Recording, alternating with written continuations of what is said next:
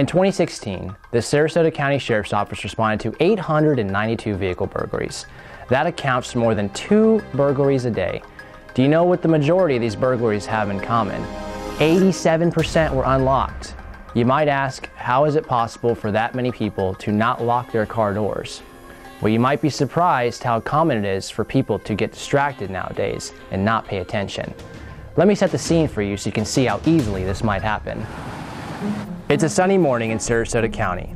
A young lady who will soon be our victim drives to the park to go for a run. She doesn't know it, but someone's watching her. As she prepares for her run, she grabs her earbuds and phone, turns off the car, and then to be safe, she removes her jewelry and hides it out of sight in the center console. All right, stop her right there. As you can tell, her mind's in the right place. She took her diamond ring and she stuck it in the center console. But what she doesn't realize is her purse is just left in plain view in the passenger seat. We're going to need to remember this for later though. Let's continue. The thieves watch from a distance as she walks away from her vehicle without locking her doors. That's their cue to move in. They park next to our victim's vehicle.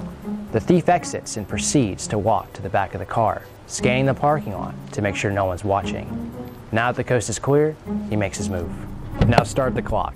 Notice as he leans across the driver's seat, the first thing he goes for is the center console. He grabs everything, then reaches for the purse in the passenger seat. Oh, and don't forget those designer sunglasses. By the way, did anyone notice the prescription pill bottle that was taken? Okay, stop it again. Now look at the clock. The thief was in and out of her car with thousands of dollars in valuables in just under 17 seconds. Now that their work is done, the thieves are on their way. They leave the park and drive to another location where they can check out what they've scored from the theft. Cash, an iPhone, a diamond ring, and who knows what else. These are what we call crimes of opportunity. The video you just watched was a demonstration of what can happen if you leave your doors unlocked.